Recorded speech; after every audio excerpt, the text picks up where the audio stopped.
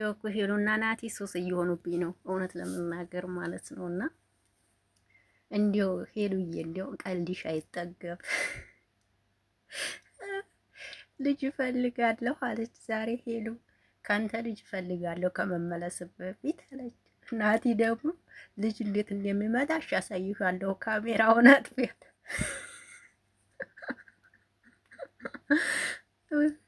እንደው ፈታ እኮ ነው የምታረጉን የኔ ውዶች። ተመስገን አምላኬ።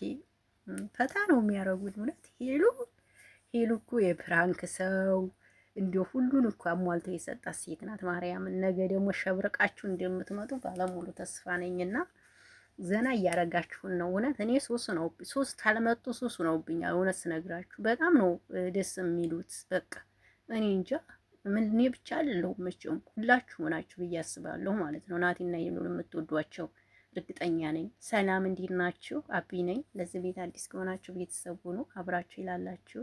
አመሰግናለሁ። በድጋሚ መጥቻለሁ። ቆየው መሰላ። አዎ ቆየው።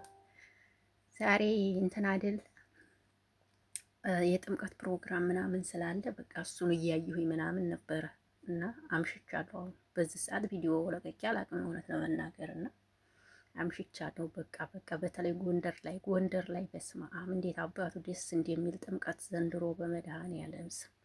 አቤት ጎንደር፣ አቤት ጎንደር! እንግዲህ አቀባበል አቤት ጎንደር! አረ ይመቻችሁ ማርያም። በስመ አብ አይኔ ፈዘዘ የምሬን ስለግራችሁ።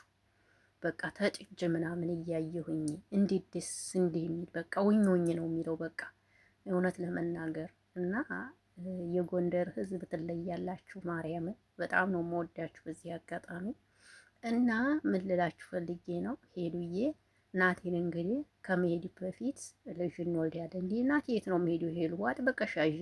እውነት ሀገራችሁ ላይ ስሩ። ናቲም ወደ ሌላ ሀገር አሁን መሄድ አያስፈልግም። መሄድ የለብህም። ማርያምን ጠንክራችሁ እዚሁ የሰው መውደድ ያላችሁ ማርያምን ሀገራችሁ ላይ ቁጭ ብላችሁ ስሩ። እንደገና ደግሞ ማን ነበረ ናቲ አንቺ ልጅ ነሽ እንኳን ልጅ ልትወልጂ ልጅነትሽን ጨርሽ ብለዋል እንግዲህ ናቲ። አረ ችግር የለም ናትዬ። ያን ሄሉዬን እያየን ፈታ ዛና እንደምንል ነው እንግዲህ እያሳዩን ያሉት። ደስ ይላል ሄሉዬ፣ እንኳን ደስ ያለሽ በድጋሜ ሳቅሽ ተመልሷል። ከዚህ በላይ መቼም ደስታ ያለ አይመስለኝም። እንግዲህ ያው እንግዲህ ጥላቶቿም እንግዲህ መልካም መቃጠል እንዲሆንላችሁ ምኞቴ ነው። ምክንያቱም የሰው ደስታ የማያስደስተው ሰው አለ ብዬ አስባለሁ እና ደስ ይላል ብቻ። እኔ ማወራው ይጠፋኛል እናንተ በሄሉና በናቲ ሳወራ። ለምንድን ነው የምትወዱት ሰው ሲሆን የምታወሩት ይጠፋባችኋል ይመስለኛልና ይመቻችሁ ናቲና ሄሉዬ።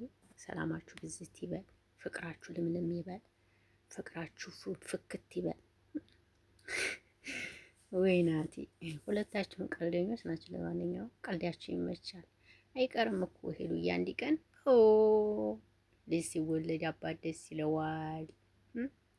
ልጅ ሲወለድ አባት ደስ ይለዋል። አይቀርም ሄሉዬ እንዳታስቢ፣ አንድ ቀን ዱብ ታደርጉታላችሁ። እንዳያሳስብሽ፣ ይሄማ እንዳታስቢ። ይመጣል በጊዜው። ፈታ በሉ ዘና በሉ። ግን አሜሪካ እንዳትሰጁሽ፣ አንቀሻሽ ነግሬሻለሁ። ሄሉዬ የምሬ ነው የምልሽ፣ አንቀሻሽ እንዳትለቂው ሰምተሻል? የምሬ ነው።